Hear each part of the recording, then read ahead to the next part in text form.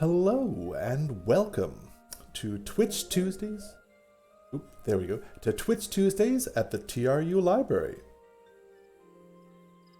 Oop, just doing a little bit of a tech check. Everyone can hear me all right and see the screen?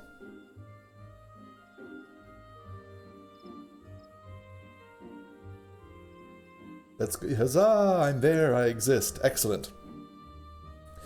So yes, we're here on Tuesday, April 5th.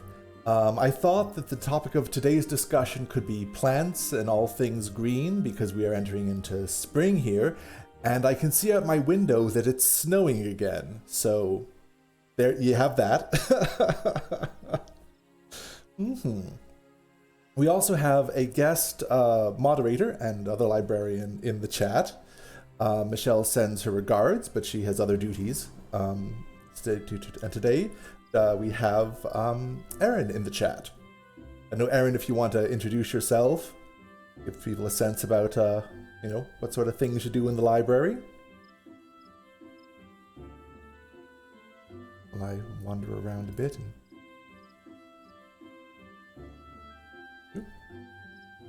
Yeah. Well, Erin types that out. I brought us to New Gridania because, I mean, it's... Oh, there you go. Oh, no. Scholarly Communications Librarian.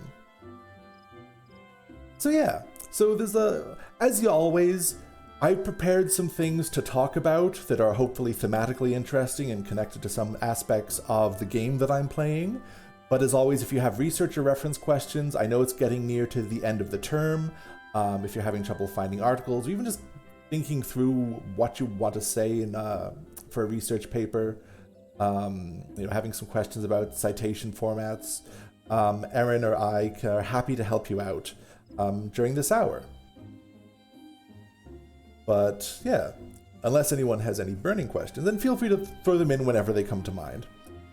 There's a few things we can talk about today. So I just thought I'd take us first of all, as I talk, on a little bit of a tour around some of the greener parts of the world of Final Fantasy XIV.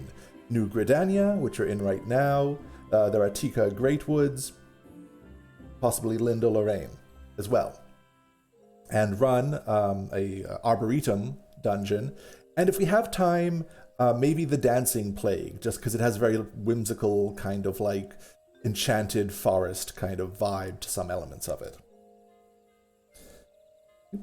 So yeah. So this is New Gridania. This is where I started out because my first playthrough starting class was as a conjurer and then a white mage because I just wanted to support people. It's, as you can see, kind of staggeringly beautiful. It's nighttime right now here in the game world. It's very much like an Art Nouveau architecture style, I think, integrating kind of aspects of the natural world with the buildings. And in Final Fantasy XIV, you can also you have your main like action classes, but you also have gathering classes, and one of them is quite fitting for today's discussion, which is a botanist. I also have my mushroom friend out here, who's just kind of adorable. Look at him go! Look at him go! Hello, fungus friend. But yeah, because we're going to be talking about the relationship between fungi and trees as well tonight, and it's quite interesting, right? Because one of the things about the Botanist Guild in Gridania as a location. Right? Yeah. Oh, there's so many fun little critter friends you can have in this game. Look at him go. Can I get a better view of my friend here? Oh, still can't quite see him. Well, there you are, friend. Anyway, aside from entertaining myself, New Gridania is interesting because in the kind of lore of the world, not everyone gets to live and be here. There's kind of these elemental spirits that kind of dictate partially who does and doesn't get to be there, because there's a sense that the balance of the forest needs to be kept. And this is why the conjurers are kind of like the de facto rulers of this space. If you dig too deeply into it, it's kind of a little bit of a weird theocracy, but they kind of interpret the will of the elements.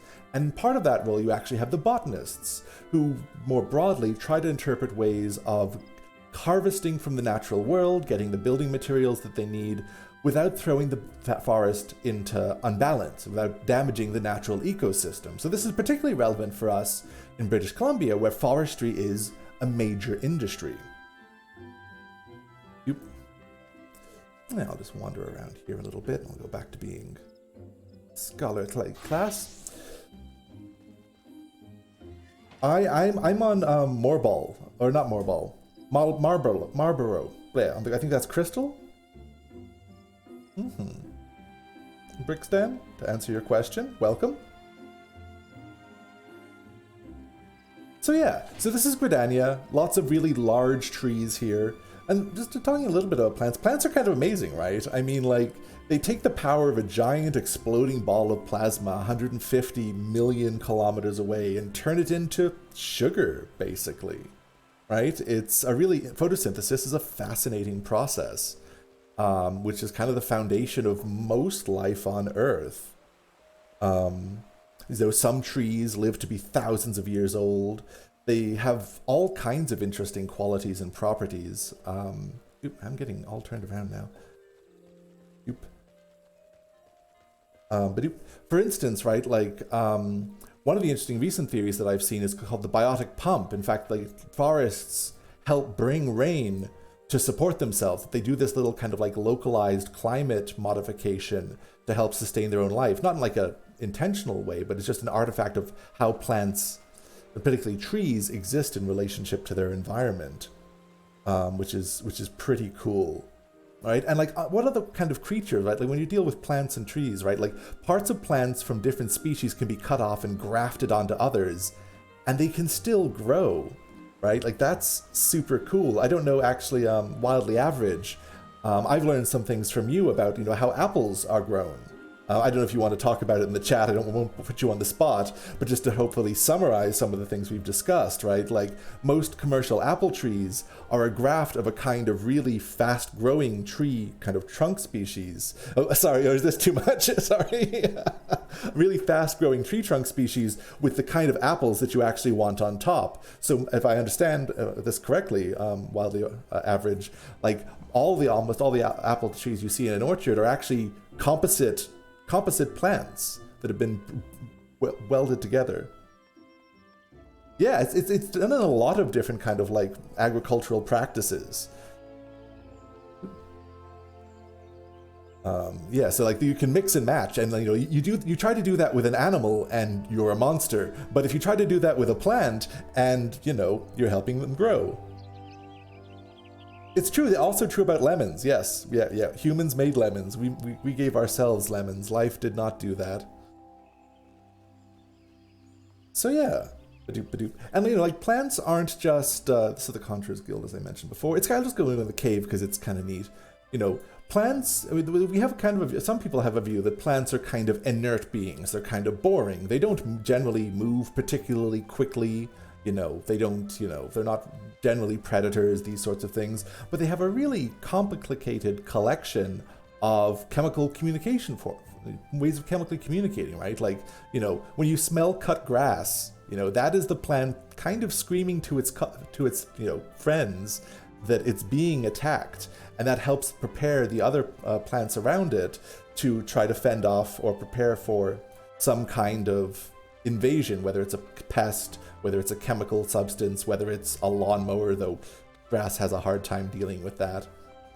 Oh yeah, wildly average. Every apple seed grows a wild apple to a degree. There's a type of cross-pollination. Not all wild seeds exist in chaos. Yeah, right? So it's really cool, all the different, like, what's the term for that? It's a arborism. There's a technical term for like the treatment of trees that way. Arborism? I'm not sure off the top of my head. But yeah, like, but also like there's so many different kinds of plants in the world. One of the things that I thought was quite striking is also like because of this chemical communication that I mentioned, right? Certain species of plants, the most notorious example of White Wolf Gate, will you let me through? Let me in or let me out? Oop. In South Africa, I have to bounce between my notes. Arborist, there we go. Yes, thank you. Sometimes my words get confused. If you've heard of acacia trees, acacia, A-C-A-C-I-A. Again, see earlier commentary, my words getting confused. Acacia trees in South Africa. Now, during regular periods, the local antelope species, kudu, K-U-D-U, graze on acacia trees. normally. But they found during periods of intense droughts, acacia trees will actually respond to the stress of overgrazing in the local antelope species by overproducing tannins in their leaves. And they'll give chemical communications. They're being overgrazed, they're being eaten. If enough of this chemical communication is in the air, the trees will actually produce these tannins. And if the antelope eat enough of these tannins, their livers will fail and they will die. There are actually these notorious cases of this mass die-off. Actually, I'm going to get out of here because the music is a little too dramatic. So long, Swamp Beast. Yeah, this mass die-off of antelope. Because the trees were defending themselves. And we don't really think about that necessarily. Oh, this is so gorgeous. I love the forested spaces here. Yeah, oh yeah, it it harms the livers and kills them. Or also all these other ways in which kind of trees have like various kinds of chemical communications. How many people here have heard about leafcutter ants? You might see them, they're in a lot of wildlife documentaries. Oh, just look at the light through those branches. Gorgeous. Leafcutter ants, actually, they're kind of ant that kind of has a sort of agricultural system set up of their own, right? That they, oh yeah? Oh, cool. Yeah, they're really dynamic and active little critters. But they're actually more like farmers. Oop.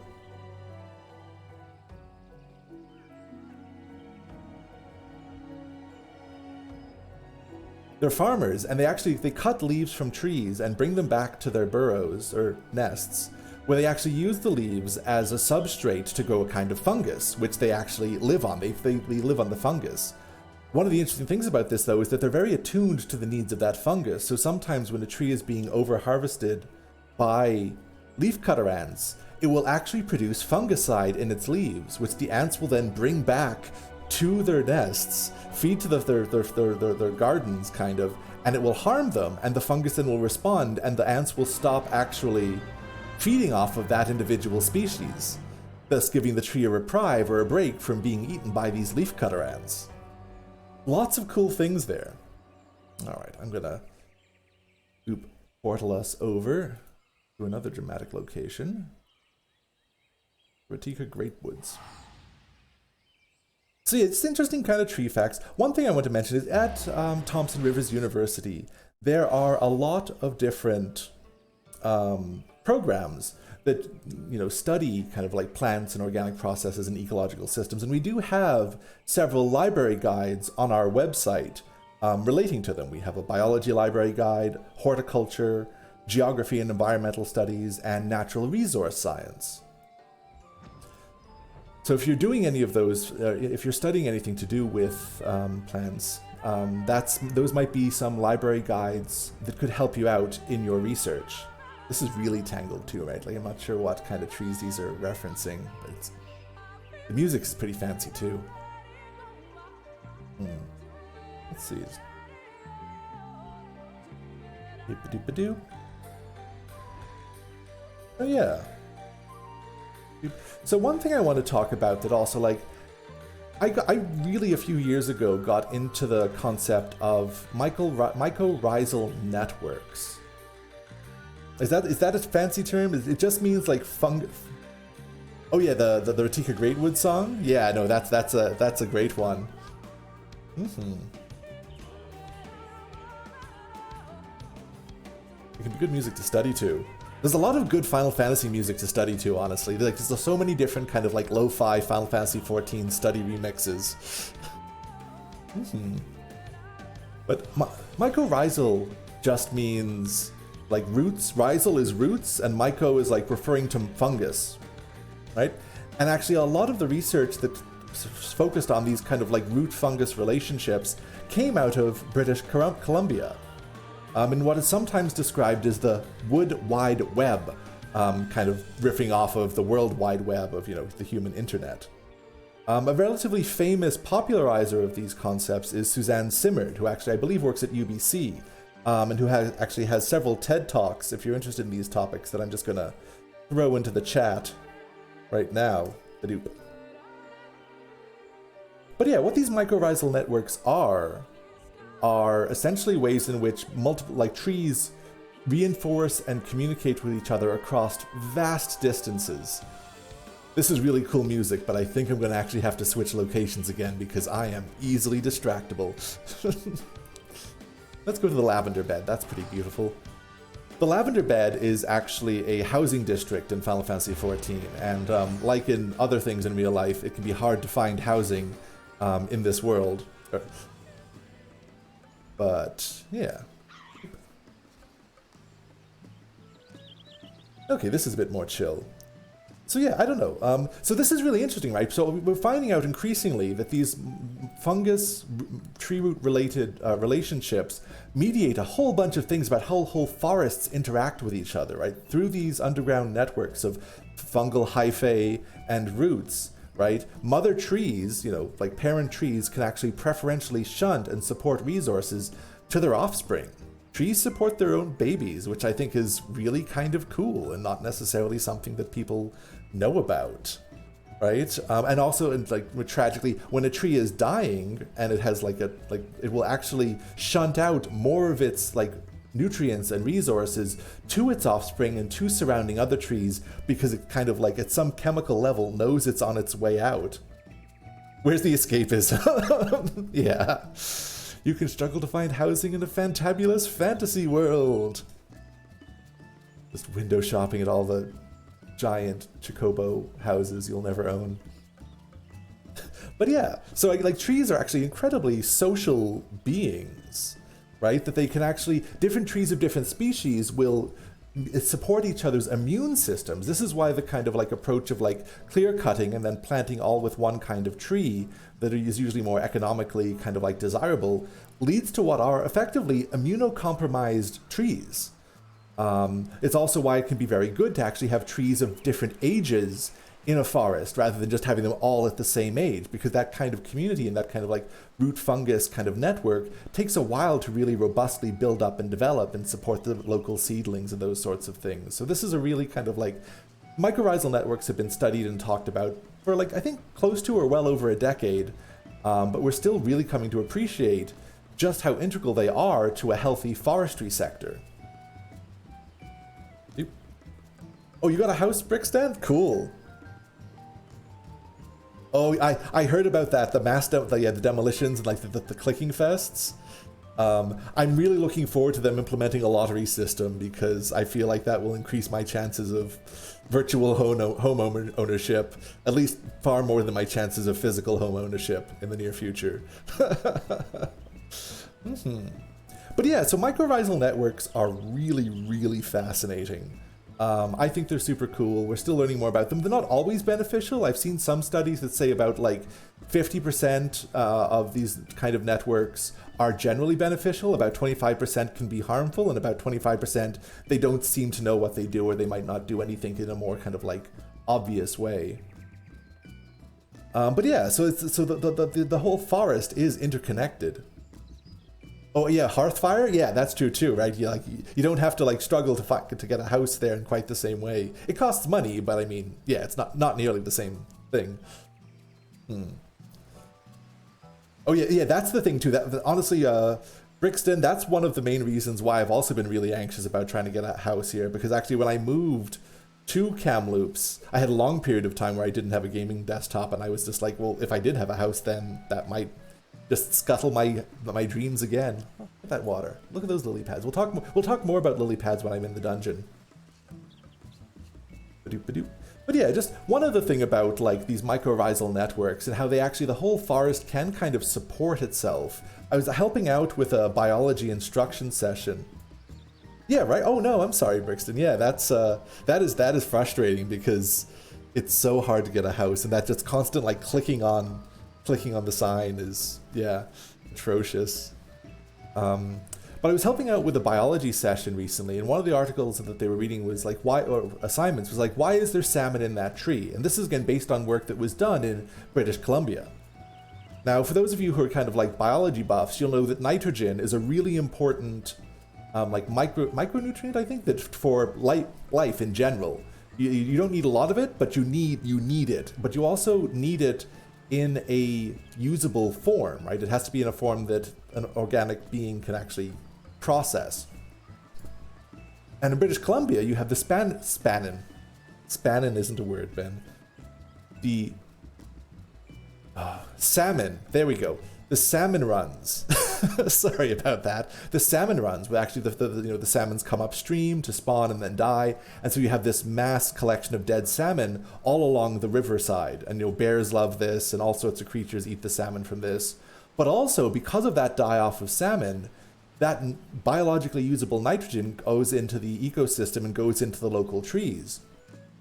And when they tagged this source of nitrogen with a radioisotope to kind of trace how far it goes in, they were discovering that this salmon nitrogen was going way, way, way further inland than they would have ever had guessed, were it just being diffused through the kind of more casual mechanical processes that they were assumed were at work. Basically, when the local trees have had their fill of the nitrogen, through these mycorrhizal networks, they're shunting it along further and further and further into the forest, supporting each other way down the line, deeper into the like kilometers and kilometers deeper into the forest. So they're even publishing papers now about how trees are socialists. So I'm like, I don't know, that's an interesting metaphor to use. Oh yeah. The biology 1210 assignment. Yeah, same. That was where I was like, oh hey, this is relevant to my interests when I was helping out with that one. And yeah, alrighty. So that's just a few of my geeky things I wanted to share with you. Plants are really interesting. I don't tend to keep a lot myself. My partner's really into them. They're a huge plant person, and they're great and nurturing. And they actually run a little like school garden at their school. Actually, not quite little, it's actually quite large. I shouldn't say it's small because it's extensive.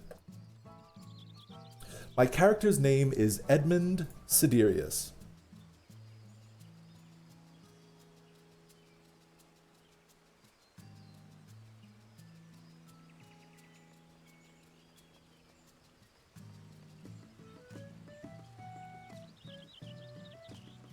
You interested in running a dungeon with me, Brixton? Do you have a character that's level, I think, is it 60 for St. Monica's Cathedral? What's his name's cathedral? Saint something. Twilight Sparkle. I assume that's you, Brixton?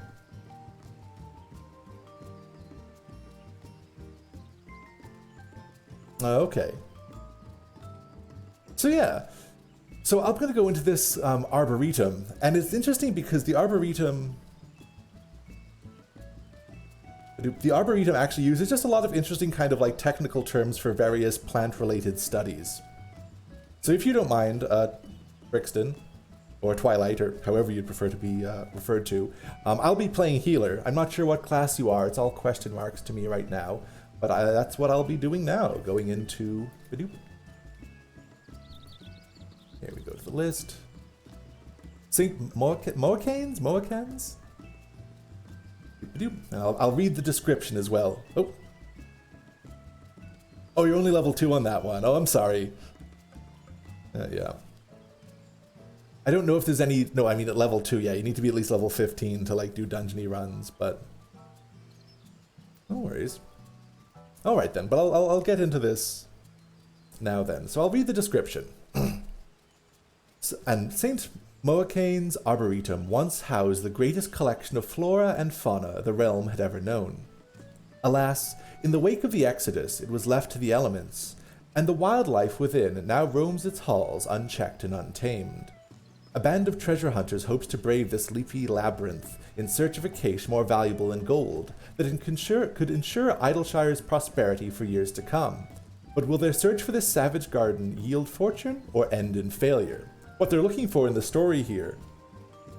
Okay, fair. What they're looking for in the story here is actually a kind of really fertile earth, which is kind of interesting, is the kind of an emphasis on like the treasure we're looking for here is really just good, fertile soil sources.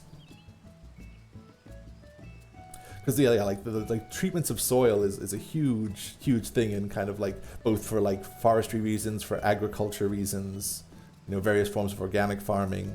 Again, wildly average would know more than I in that regard, but I know good dirt is good as someone who grew up with a compost pile in the backyard. Oh yeah, I need to summon my fairy. I don't want to let my party down.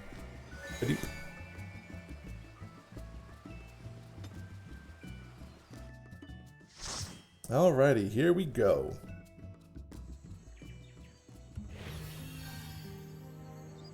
Give my polite little wave so that they know I'm friendly.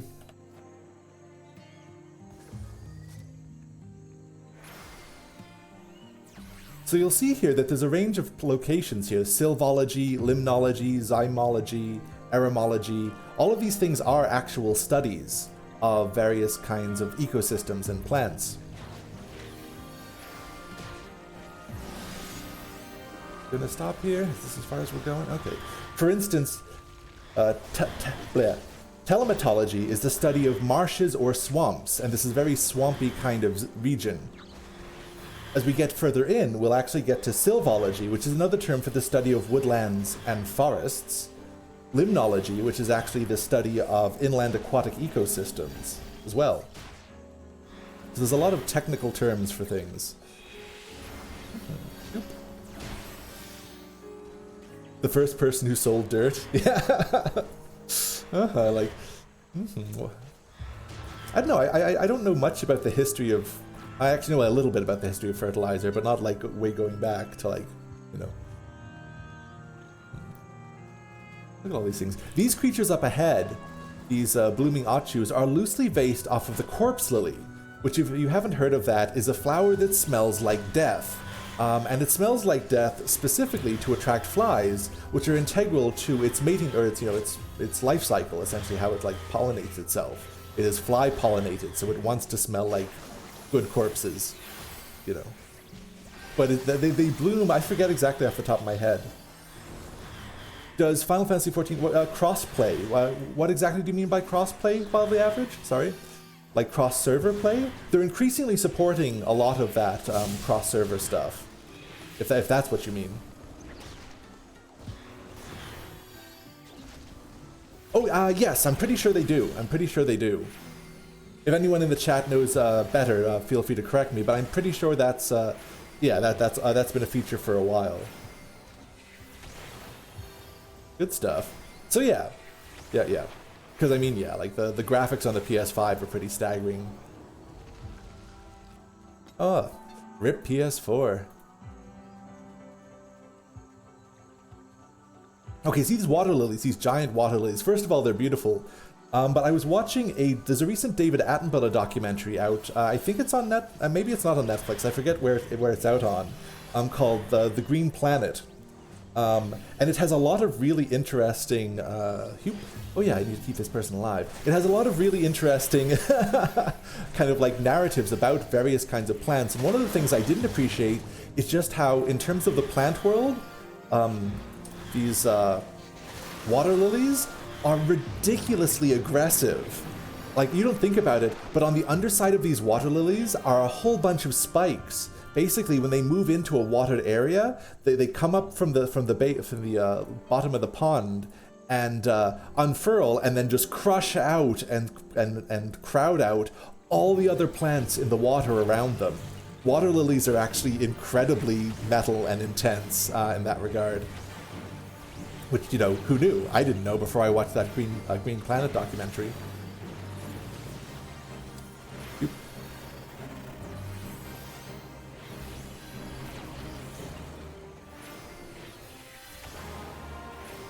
Rose Garden. Do those guys turn? I forget if those guys turn. Okay, no, they stay put. Good. He's doing a round. Boo.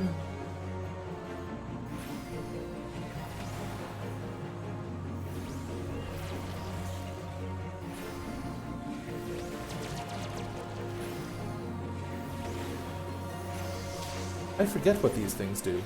I don't like them though.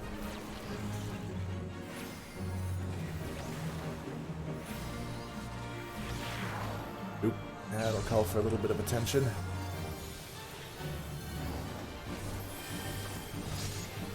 Ow, oh, that was no good for me. Yeah, if you want to, you're welcome to, Brixton. I can't guarantee that we'll always be playing Final Fantasy XIV. It's just this is the default one where I feel like I can talk about the world and, you know, real world things and fantasy world things more effectively. And so it's probably going to be one of the defaults, but I've been talking to a friend of mine. It seems like with the TRU Gaming Club that Genshin Impact is quite popular. So I'm going to try to like brush up a little bit on the world of Genshin Impact at some point as well, and try to play that. But yeah, Final Fantasy XIV will probably be my default game for a bit. And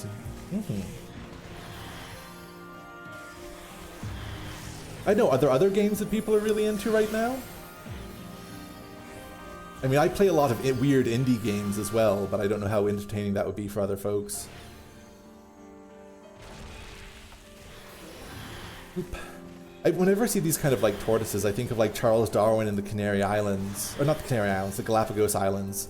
You know, and like he was kind of studying things, but he was also just kind of being an absolute tourist. Like he was riding around on top of the tortoises and stuff too, and like, you know, you think like he was a naturalist, but sometimes like he'd just go out and he'd find this flightless bird and he'd shoot it and he'd eat it, and then he'd get halfway through his meal and be like, wait, I don't think this has been actually identified by Western science yet. Maybe I should save my leftovers. Like, actually, it's the story of Darwin and the Galapagos is pretty, well, wild. Velveteen ants we're talking about, yeah. There's a lot of ants in Final Fantasy XIV. Oop. Oop. And I talked a little bit about this last week, but like arboretums historically have often had quite a close relationship to empire and empire building, at least in like the European context. You know, showing off, you know, where all the different plants are in Her Majesty's empire. So this is the kind of bee and wasp place, like worker hawk. This is a lot of video games, and this is a weirdly specific pet peeve of mine. A lot of video games allied wasps or hornets and bees, right? Like there's a whole bunch of honeycombs and stuff around here, but these are hawks, or these are hornet-like beings more so, right? Just in terms of the body design and shape. Now, in terms of evolutionary history, wasps and hornets came before bees. Bees are basically wasps who kind of became vegetarian and started to kind of like, you know, gather honey and other materials. But like wasps and hornets, by and large, are predators. In fact, I kept bees for a summer, and I'd get quite curmudgeonly about the hornets because they would straight up eat my bees. And that made me sad, my babies. But at some point, if there's interest, I could have an entire stream talking about bees. There's a video game that came out recently that I'm curious to just play called The Bee Simulator. Oh yeah, hornets are predators. Hornets are the wolves of the insect world. You know, and like wolves, they do play an ecological role, but it's hard when you see them eating, you know, creatures that you're caring for. In fact, one of the things, you know, we often think about bees as this kind of like, also, yeah, murder hornets, yeah, the big ones, yeah. But we think about bees as this kind of model of self-sacrifice, right? That like, oh, they sting once and they die. But there's something important to really keep in mind there about like proportionate self-sacrifice, because usually when bees are defending the hive from other insects, their stingers don't kill them. You know, like the bees can generally sting hornets and other insects that are invading their hive without dying.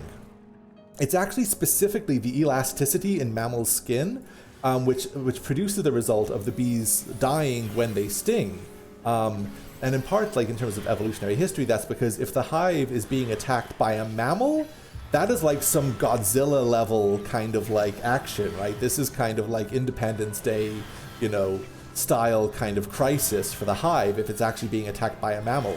So it's not just that bees are eager to self-sacrifice, because in the vast majority of cases when they're defending their homes, they don't do that. It is very much a crisis response. So I think that's always helpful to keep in mind.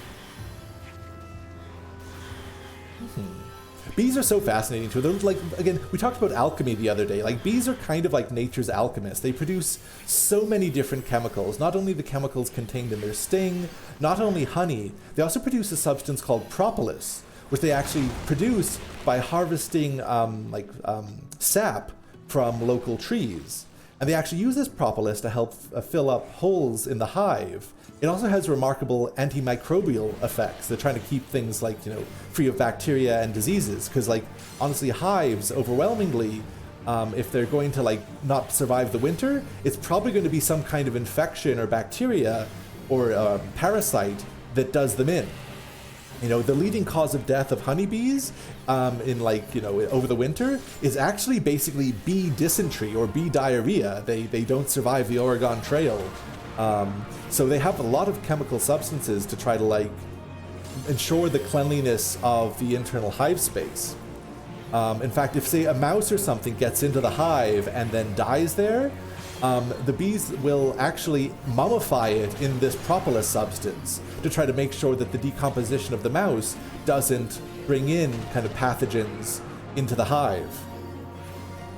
Which is also, again, just really cool. Oh yeah, and the pheromone links and the ways that they communicate, because again, bees communicate through so many different chemicals. One of the more striking things I learned when I was keeping bees was, we're still good, was that actually their kind of like aggression pheromone contains a similar ester or like chemical substance that kind of smells like bananas. Oh, I need to pay attention to this. Oh God, everything's fine. That smells kind of like bananas, which I thought was really kind of striking. So much so that like some beekeepers will actually like make a point of trying not to eat bananas when they're going in to tend to their hive, because it's not identical, but it's enough that chemically it's sometimes similar enough in smell to like be an issue. Oh, my eyes require some attention. Wink. Oh God. Everything's fine. Yes, there's just bees are fast. I could talk about bees for a while, but like, and the queen itself is kind of interesting, right? We kind of understand the queen is like, the actual ruler of the hive, but like bees actually have quite a, that is bananas, but bees have quite a kind of like collective decision-making process. The reason why the queen is so important to the hive is because some people describe bees in a bee colony actually as like functionally a mammal that produces live young, feeds its offspring, is warm-blooded, because bees thermoregulate as a collective. It's actually really cool. In the winter, some bees will take turns decoupling their wing muscles from their wings, going into little honeycombs and just vibrating those muscles to produce just physiologically extra heat to warm up the hive.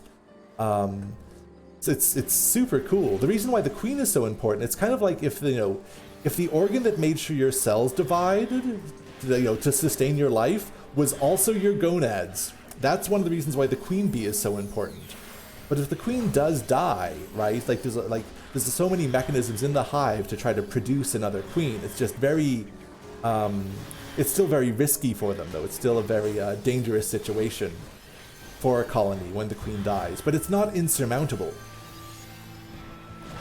And one of the striking things, too, about bees, you don't think about this, but like the individual average honeybee, depending upon what time of year they're born, can only live like, I think like a few months, unless they're born in the fall. But the queen bee can live up to 4 years, which is pretty striking for an insect. Another thing that I think is really cool about bumblebees, and you can look up like YouTube videos and this and stuff, is that bumblebees can be trained to pull strings for food rewards, which always, like, bees have an intelligence that like we don't usually associate with insects. They're increasingly coming to believe that bees can recognize human faces. And again, you can look this up. There's a lot of research. Anyway, I'll get off my bee horse, as it were, and switch topics. All right, sounds good, Wildly Average. Thanks for stopping by the chat. Oh, we've got a pretty good turnout tonight. Again, just to reiterate, I will spout off random factoids for as long as people find them interesting and entertaining. But this is also a space. This is good stuff. This is also a space where people can ask research and reference questions for courses, or even just things you're curious about and you'd like to know. In my experience, librarians like having fun facts and helping people find things out. That's one of the reasons why, it's not just me. It's always, hopefully as often as I can, another librarian with me in the chat. to help like kind of like look up things on the library website or navigate those resources while we're just kind of hanging out and, you know, gaming and geeking out. And you're seeing me occasionally get wide-eyed and yell at the screen because, oops, I've almost let the tank die in various situations.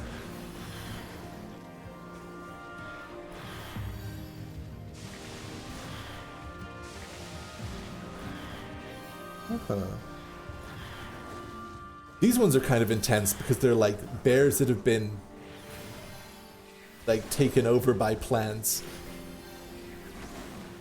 I don't know any exact example of that in the natural world of a plant and a mammal, but there are a whole bunch of funguses that actually cognitively take over insects and like use them in their life cycle. Like ants that like once the fungus takes over, the fungus will compel the ant to go to the highest space in the it can in the forest before like emerging out of its head and like distributing its spores. There's a lot of really fascinating and terrifying parasitic fungus insect relationships. I don't know if that's a fun fact, but it's a fact.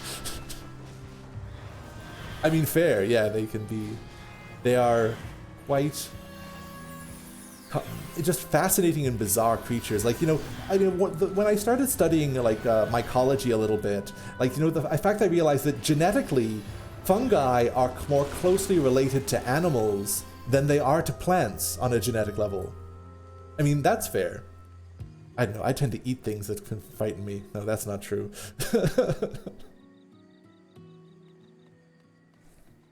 They're not all bad though, right? Like anything, they're complicated, but I can understand being wary of fungi.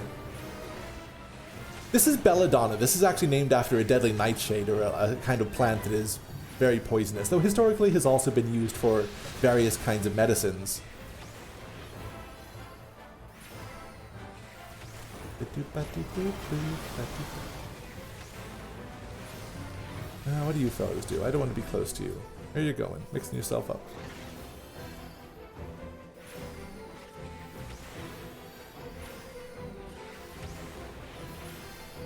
Those little pods.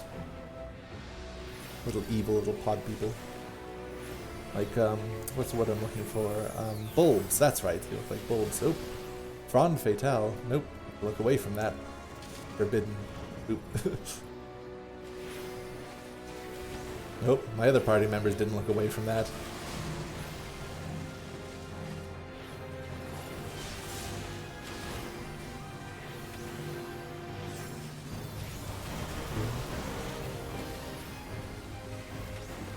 Alrighty, where's these guys falling? Oh, there's a lot of them around.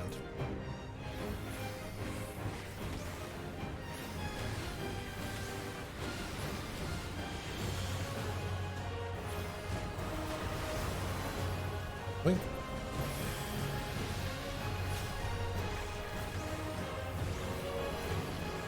Oh, yeah.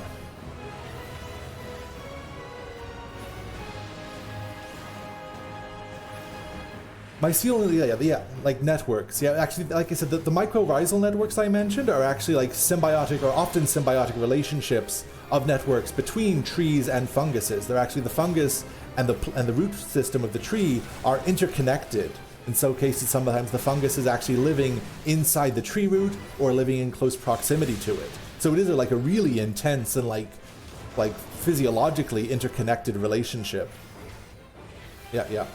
And in fact, I don't know, like not super spoilery, but I don't know how many people are into Star Trek Discovery. I'm that kind of geek. It's actually like that concept of a mycorrhizal network and of the relationship between, wow, you went down quick. The relationship between like biology and physics gets explored in the first season of Star Trek Discovery in interesting ways. Indeed.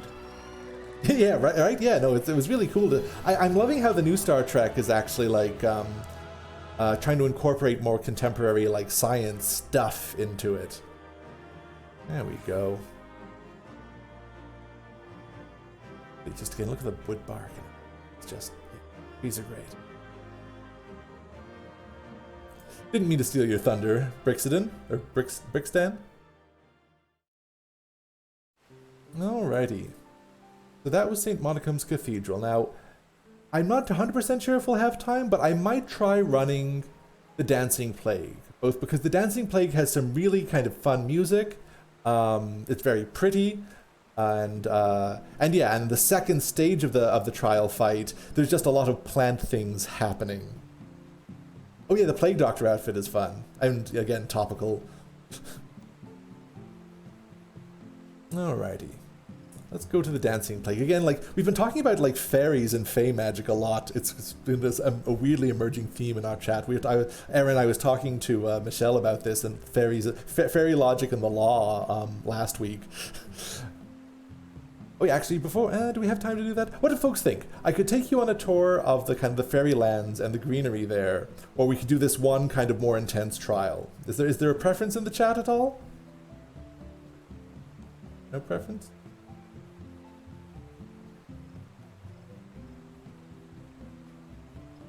Ilmeng is gorgeous. And if you saw like the ways that the fairies turn people into little hedge like humans into hedges and little hedge folks, it's yeah, it's just very pretty rainbows, grass. Okay, I guess I can't talk about it without actually going there for at least a little bit. Drink. Yep.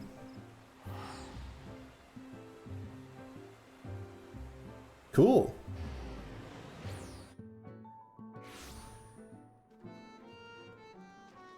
But yeah, and again, this is more like fae, like kind of creepy fae who don't fully understand like how humans work. Again, you see this kind of like almost hobbit hole kind of architecture. Fantastical castles. And in the lore, right, these creatures, these hedge people used to be humans that the fairies just turned into hedges because they thought it was funny. You can see their kind of faces and eyes there. It's entertaining and terrifying at the same time. Yeah, they're the souls of dead children, which actually goes back to Irish myth. And there were a whole bunch of Irish myths about unbaptized babies becoming the Fae, where they hadn't been judged by heaven, but they hadn't been judged by hell. So they ended up in this kind of limbo. In fact, in various periods, is focused for stories about parents whose children die. I mean, I guess trigger warning, I should put that at the start of this, but sorry. Parents whose children had died would actually try to secret the child's corpse, like a baby, an unbaptized baby, into the coffin of a dead adult in the hopes that the priest saying the last rites over the coffin would also confer a soul to the unbaptized child. A lot of intense fae stories. But yeah, this is a really pretty landscape. All right. But yeah, so let's see about the dancing plague. It might take us a bit, we'll see. And then once the dancing plague is done, we can call it a night. But just wanted to share some dramatic plant-themed stuff with you. It's such a rich world.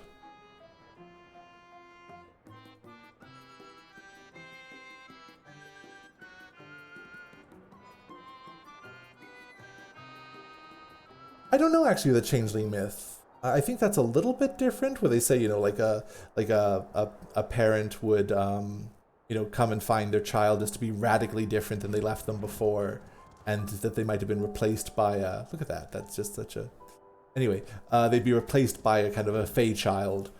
Oh yeah, right. No, that's kind of intentional. It's this kind of like manic, like we're happy and zany, and we don't, and come play with us. Come play with us forever, like, kind of thing. And they really do play up how, like, the other, like, you kind of end up in a special kind of relationship with a fae kind of nobility being, but they really do play up how most of the humans and, like, other, like, people in this world are absolutely terrified of the fairies here.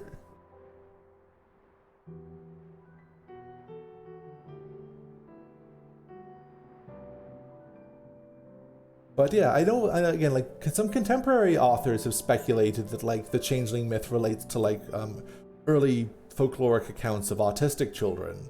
And I know some of my autistic friends actually kind of, like, claim that and reclaim that for their own, and actually self-identify as changelings. But that has its own politics to it. I wouldn't want to, like, tell anyone that they can't do that. But also it has, you know, certain connotations.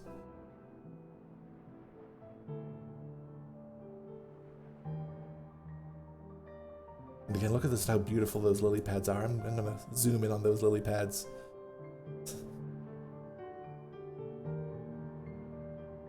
Yeah, there's also the frog fairies in this level. That's like, yeah. pull you down into the depths. Which I think is based on some other like Irish folklores. Look how pretty these are. Just like, it's spectacular. Yeah. Part of the lore of this is that there used to be a kingdom under here. Let's just send bloof.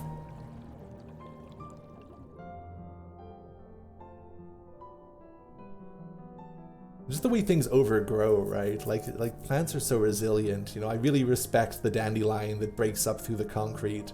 It's like I feel like that's the energy we need to bring into, like, you know, as 2020 becomes 2021, becomes 2022, becomes 2023, like bring that concrete busting plant energy in with you. Wish. Don Meng, yeah.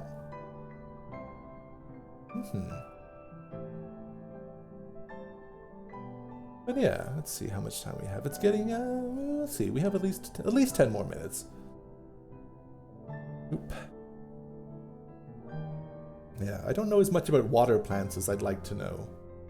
I remember like just beachcombing as a child in Nova Scotia and being fascinated by all the seaweeds. So okay, seagrasses are incredibly important for like the fight against climate change and all of these things. Seagrasses sequester and maintain ecosystems and prevent like shore degradation. Like, we should really be supporting seagrasses. And actually, there's been interesting studies that there's a kind of like small crustacean that helps to pollinate a range of kind of seagrasses or related plants, kind of like bees. There's so many different things that play roles in pollination. It's not just bees. Bees get a lot of the press, but like bats do it. Flies help pollination. Butterflies help pollination. It takes a whole ecosystem to pollinate an ecosystem. It's not just one creature. So as much as I'm like, save the bees, I'm like, let's save all the insects if we can. Particularly like, because they're all, yeah. You know, for instance, you know, when we think about honeybees, we think about, you know, like that's what we mean when we say bees. But actually, like, honeybees only came to British Columbia in the 1850s, right? The species of honeybees we have... Oh, welcome back, Wildly Average. The species of honeybees we keep domestically are Apis mellifera, I think, which are a European honeybee, right? I mean, the vast majority of bee species are wild or indigenous bees, and they're so much better at pollinating local indigenous foodstuffs, right? Like various like squashes, like corn, all sorts of berries, right? It's not that honeybees are bad across the board, but I mean, they didn't evolve in tandem with so many of the cash crops and the other plants that actually evolved in North America. And there's so many different kinds of bees too. Like, have you heard of the vulture bees that actually like live off carrion and make a weird kind of honey off of carrion? Or there's various kinds of bees, I think, was it in the Himalayan area, where actually produce a kind of hallucinogenic honey? Like, there's just... Bees are great. I don't have much more to say about that. I mean, I do, but I mean, I shouldn't. Because I can get going for a while. And you want to try them all? I don't think that the corpse honey is, like, healthy for you. If memory serves. I do also know that Final Fantasy XIV has a gardening mechanic, but the gardening mechanic is tied to owning a home generally, and again, I've never owned a home, so I've never been able to garden, which is also a mood. Anywho, I guess I've futzed about in the land of Fae long enough. Where else can we go that's kind of... Oh yeah, the Crystarium has its own like hydroponics area. Hydroponics is really interesting that I don't fully understand about, like, you know, just growing plants in water.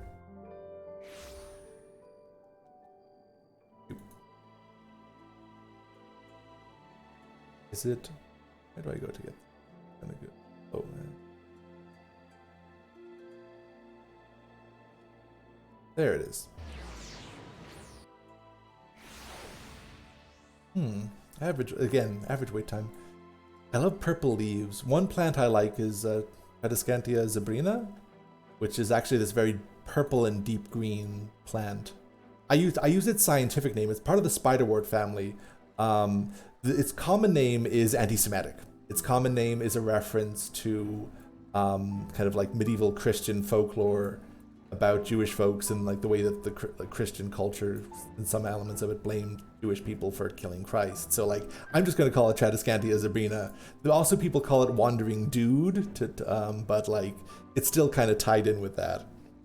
Plant names are like there's so much history in plant names and politics and stuff. You know, there's a number of like quests you do with a gathering quest where you actually help kind of support the growing of things in the Crystarium. Which is really kind of interesting as well, and like how do you kind of maximize what's nutritious when you have limited resources? You know, what kind of like fertilizers are best? Are fish good fertilizers? There's a lot of fish-based substances that are used as fertilizers, much like the way that the salmon help fertilize the forests of British Columbia.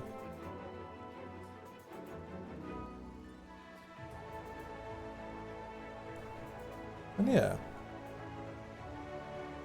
other research questions? Just chat. Look at these arbors. Arbors? Would you call this an arbor? I don't know. It's like really intricate. Those look like melons. Those look like cantaloupes, actually. Oh, there was a thing in there was a joke at the start of the launch of Endwalker. I don't know how many people saw that. When it came out, and just to save on energy because the whole system was kind of like taxed, pushed to its limits, they actually reduced the polygon count of grapes in this one zone that I'm going to now, so that they just kind of looked super, like everything else was staggeringly pretty, and then the grapes on the vine were just like, you know, very basic polygons. So much so that like, you know, they had, in a later update they just like let people know that they oh yeah and like all the memes about Grape Walker and these sorts of things. Where is that, the Grape Escape place? Is it down here or is it down there? But yeah, just the one thing they chose to like, okay, just to kind of reduce processing power, yeah, we're gonna simplify our grapes. But then people noticed because people just get all up in their grapey business. Actually, they still look relatively. Oh, there's still some more complications there, but they were much more like clearly polygon based back in the day. Yep. Sounds grape. All those sour grapes. These guys up to? I'm not sure, but it looks intense. There's something like tomato people, plant people. Yeah, this is taking quite some time. I'm gonna give it one more minute, and if it doesn't pop, I might call it for the evening.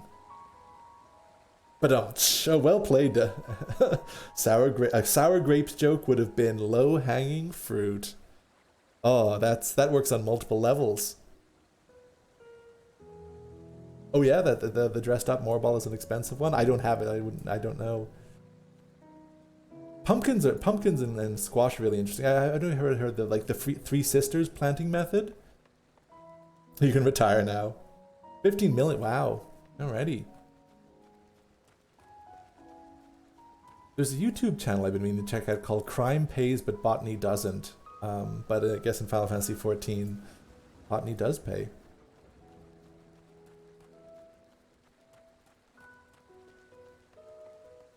These are lemons. Actually, yeah, speaking of lemons, there's actually a whole little like side story about like introducing beings to lemons who had never experienced lemons before and are just like, why would you do this to me?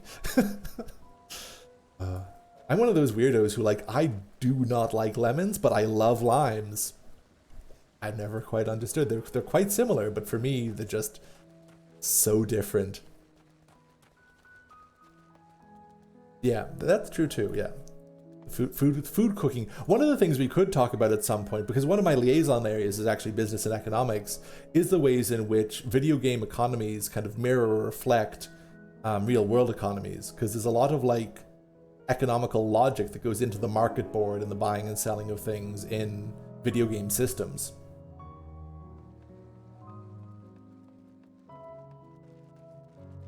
Alright, one more minute and then I'm going to call it.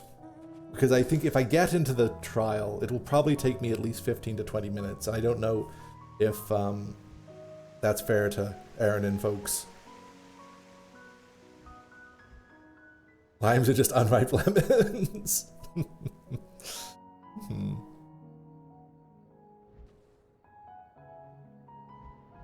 All right. I don't know if this is going to pop. That's the tricky thing about queuing for just a specific trial like that, or...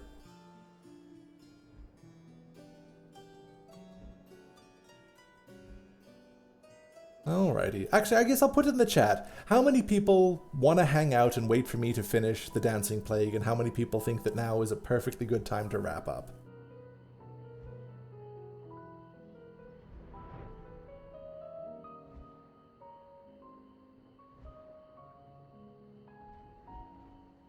Alright, you got nothing else going on. Good stuff.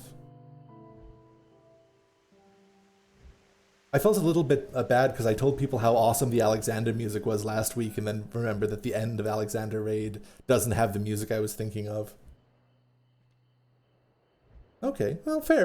If folks are feeling like it, I will then like hold down the fort until this final thing pops before calling it a night. But Erin, don't feel beholden to stay if you don't want to, because I know we only, yeah. But if you do want to and hang out, more than welcome. Just don't feel obligated, I guess. No, that's a different one. That's I think that's in the, oh, which one is that? Which raid is that? I think that's in the Azizla raids, isn't it?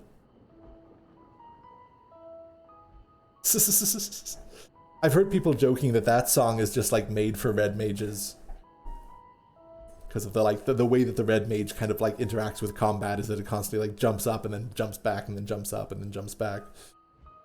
It is in the Alexandria. Okay, fair.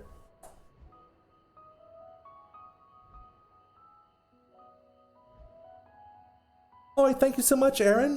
Yeah, look forward to hearing your voice at some point if you want to keep on doing this. And thank you so much for helping to moderate and contributing to the chat. Yeah, the one that turns into the ship. Okay, that is part of the Alexander raids. It's been a while since I've run through all of them. I tend to just kind of do some of the roulettes or do very specific ones.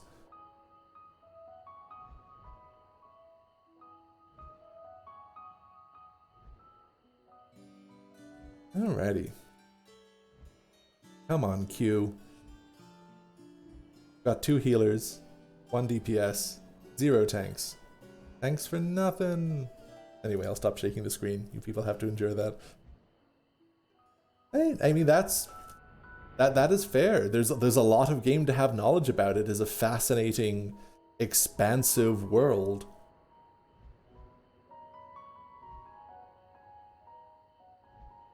You know what? While I'm just flying around here, I'm going to switch to Botanist. And harvest some plants. That's the thing too. I've yet to see a massively multiplayer online RPG that actually like really thinks in terms of ecologies, right? All of these harvesting nodes are just hubs that constantly kind of regenerate where you can gather supplies from. They don't actually like, oh, oof, invisible walls. A lot more invisible walls in Final Fantasy XIV than in World of Warcraft.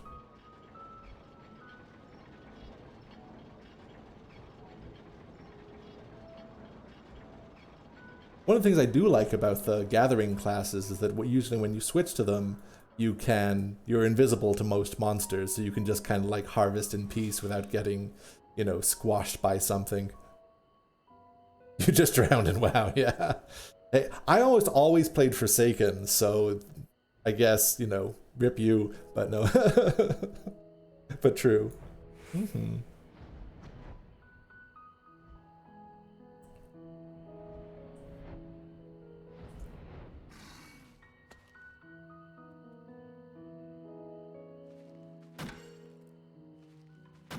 I'm a lumberjack and I'm okay.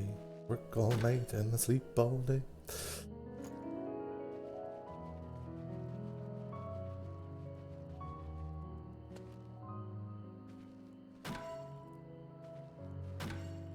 Wow, this dancing plague is really taking...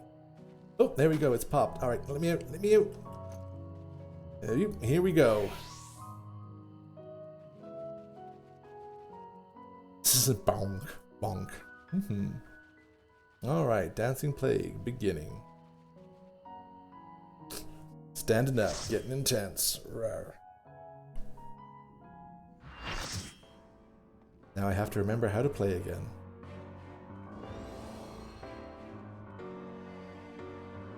My fairy out? My fairy isn't out. Oh god, get my fairy out.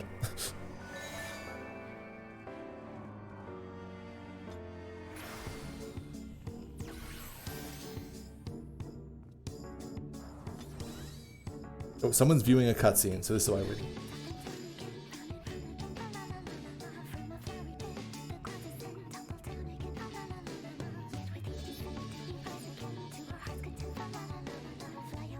Remember to stand in the water puddle. Appreciated.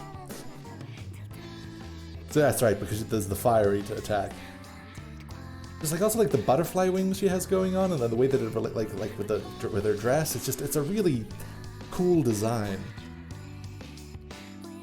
I forgot how long this cutscene is, but I'm also excited for the people experiencing the cutscene.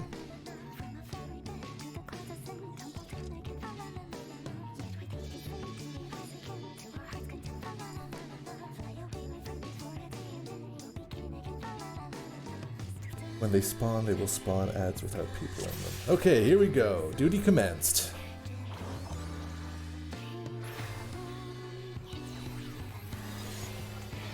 This isn't extreme or anything, so it should be fine to kind of like fumble through. Titania, kind of named after one of the Queen of the Fairies. I believe in Shakespeare, Titania was the Queen of the Fairies in like A Midsummer Night's Dream.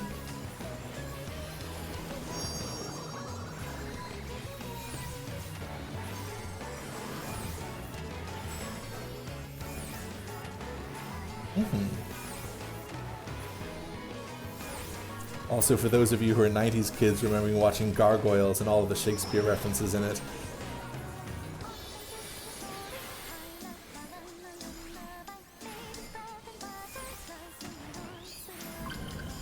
Okay, water puddle, so you're saying I want to go into the water puddle?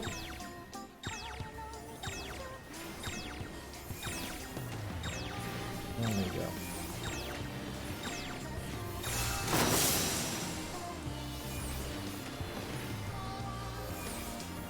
Good stuff.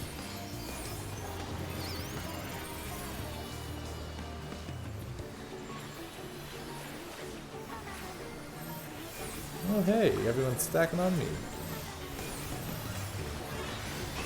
Oof. Oop, get in the center. One per puddle. Gotcha.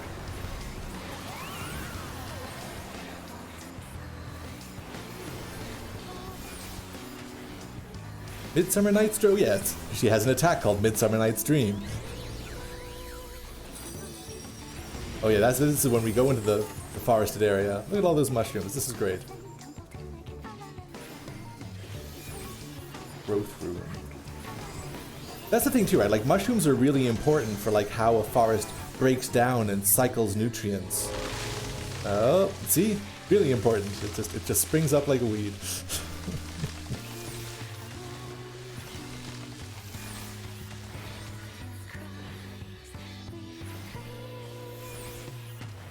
Ooh, nope, don't get into that.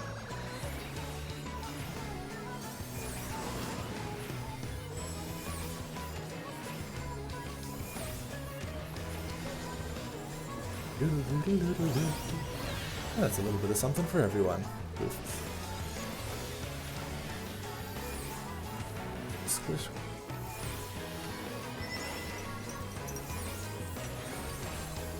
I forget exactly what this does, but I'm gonna hide over here because that seems like it's gonna hit that first. There we go.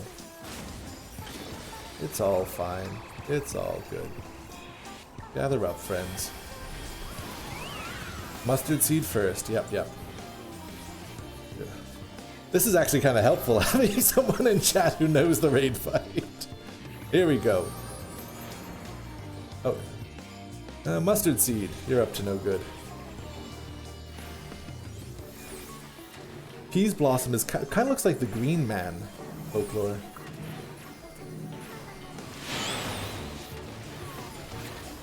Nope.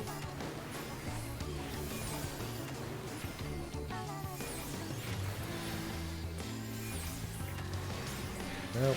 Tank needs a bit of attention. Oh, no, other tank needs a bit of attention. Oh god.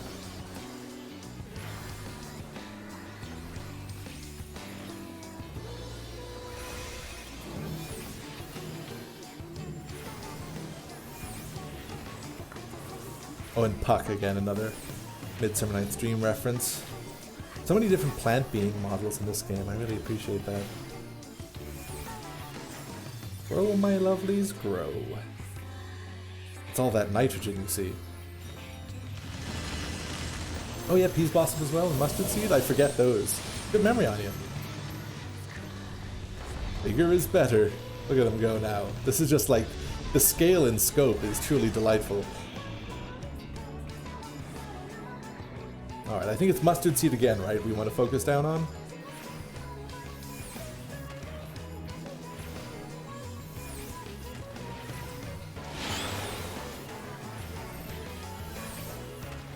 Just stay where you want to stay. Pick a place and stay there, friendo.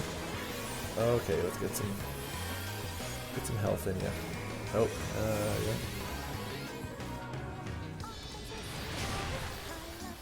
yeah. Ow. Getting frazzled. Frazzle dazzled.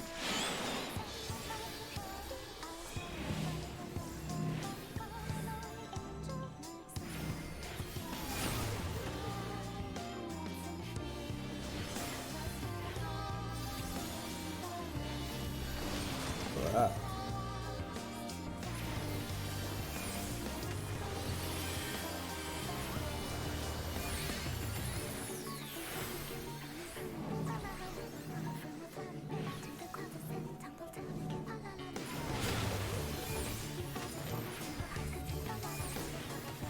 Okay, come on. You shield for you.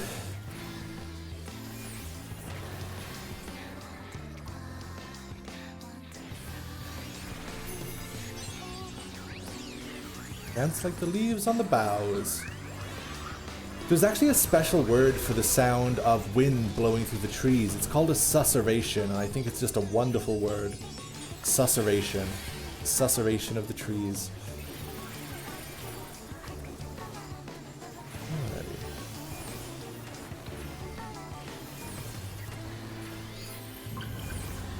What are we doing? Oh, that's a lot of...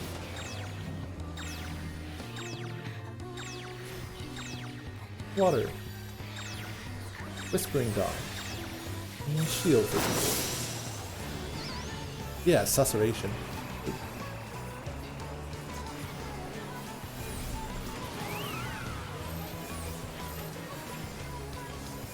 Almost done.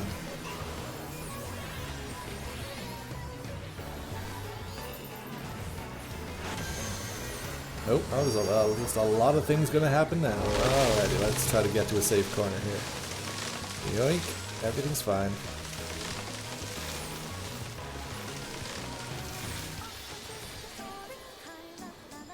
Oh, petrichor, yeah, that's a good one too. Petrichor? I think that's how you pronounce it.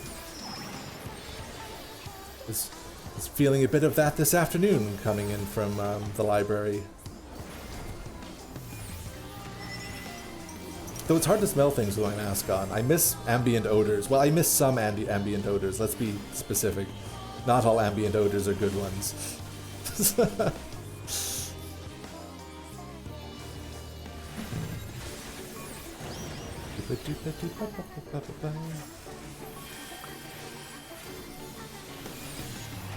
Almost. Come on.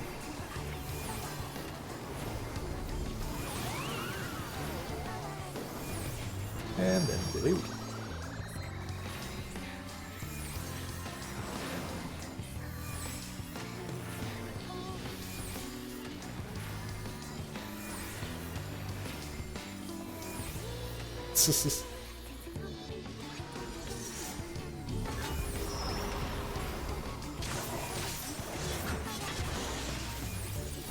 That was their 3 limit break. Almost done. Bright Sabbath. There we go. Oof.